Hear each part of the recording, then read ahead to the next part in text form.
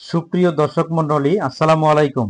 স্বাগত জানাচ্ছি Iran Israel যুদ্ধের সর্বশেষ আপডেট খবরে। যুদ্ধ নিয়ে আন্তর্জাতিক মিডিয়ার সংবাদ জানতে ভিডিওটি না টেনে শেষ পর্যন্ত দেখতে থাকুন। শুরুতেই বিবিসি নিউজের সংবাদ দেখব। ইরানের আরাক ও নাতানজ পারমাণবিক চুল্লিতে হামলা করেছে ইসরায়েলের আইডিএফ সেনারা। ইসরায়েলের হাসপাতালে ইরানের ক্ষেপণাস্ত্র হামলা। ইসরায়েলের সেনাবাহিনী নিশ্চিত করেছে যে তারা ইরানের আরাক পারমাণবিক চুল্লিতে হামলা চালিয়েছে। এর আগে ইসরায়েলের বীর সেবা শহরের সরোকা হাসপাতালে ইরান ক্ষেপণাস্ত্র হামলা চালায়। কয়েকদিন ধরে ইরানের হামলার প্রভাব খুব সীমিত ছিল, কিন্তু এবার ইরানি ক্ষেপণাস্ত্র ইসরায়েলের আকাশ প্রতিরক্ষা ব্যবস্থা ভেদ করে কয়েকটি স্থানে আঘাত হেনে উল্লেখযোগ্য ক্ষতি সাধন করেছে। সাম্প্রতিক সময়ে ইরানের ক্ষেপণাস্ত্রের সংখ্যাও কমে গিয়েছে, যা থেকে ধারণা করা যায় ইসরায়েলি বিমান হামলার ইরানের সামরিক স্থাপনা ক্ষতিগ্রস্ত হয়েছে। বিষয়টি মাথায় রেখে ইসরায়েল সরকার যুদ্ধের কারণে দেওয়া কিছু বিধিনিষেধও শিথিল করেছে। তবে বৃহস্পতিবার সকালের হামলায় প্রমাণ করেছে যে ইরানের এখনও ক্ষেপণাস্ত্র ছুড়ে হামলা চালানোর সক্ষমতা রয়েছে। ইরানের টার্গেটের মধ্যে রয়েছে দক্ষিণের বীর সেবা হাসপাতালের সরোকা মেডিকেল সেন্টার, তেল আবিবের কাছের হোলন শহর আর রামাতনগর শহর। ইরান বলেছে বীর সেবায় তাদের আসল লক্ষ্য ছিল হাসপাতালের পাশে থাকা সামরিক স্থাপনা। তবে ইসরায়েলের উপপররাষ্ট্রমন্ত্রী স্যারেন হাস্কেল অভিযোগ করেছেন ইরান ইচ্ছে করে সরোকা হাসপাতালকে টার্গেট করেছে। অন্য যেসব শহরে ক্ষেপণাস্ত্র পড়েছে সেখানে কি টার্গেট ছিল তা পরিষ্কার নয়। প্রায় এক সপ্তাহ ধরে ইসরায়েল ইরানের সামরিক ও পারমাণবিক স্থাপনা, জ্বালানি কেন্দ্র, বিমানবন্দর, সরকারি ভবন, এমনকি আবাসিক এলাকাতেও বিমান হামলা চালিয়ে যাচ্ছে। ইরান বলেছে এসব কিছু তাদের বিরুদ্ধে আগ্রাসন, সুতরাং তারা আত্মরক্ষার অধিকার রয়েছে।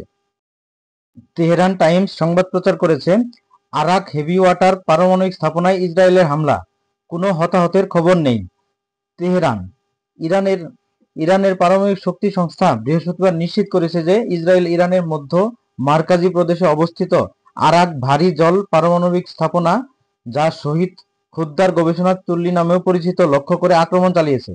সংগঠনটির এক বিবৃতি অনুসারে ভোরবেলায় এই হামলা চালানো হয়েছিল, তবে এতে কোনো হতাহত বা আহত হয়নি। সংস্থাটি জোর দিয়ে বলেছে যে আশেপাশের বাসিন্দাদের বা গুরুত্বপূর্ণ অবকাঠামোর উপর কোনো হুমকি রোধ করার জন্য আগাম নিরাপত্তা ব্যবস্থা গ্রহণ করা হয়েছে। এই হামলায় কোনো হতাহত বা আহত হয়নি। আগে থেকে নেওয়া নিরাপত্তা ব্যবস্থার জন্য ধন্যবাদ। স্থাপনার আশেপাশে এলাকার জনসংখ্যা কোনো ঝুঁকির ক্ষতি নেই, বিবৃতিতে বলা হয়েছে।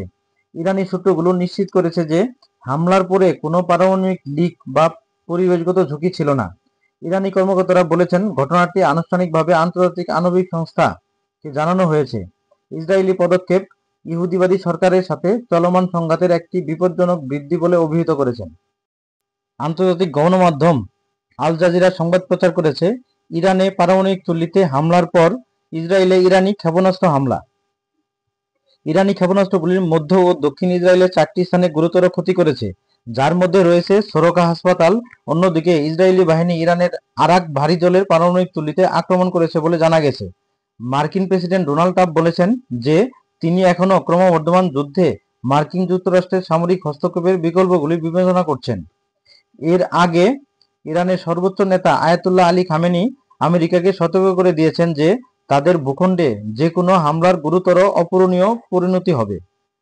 ইরানে ইসরায়েলি হামলা নিহতের সংখ্যা বেড়ে 240 জনেরও বেশি, যার মধ্যে 70 জন নারী ও শিশু।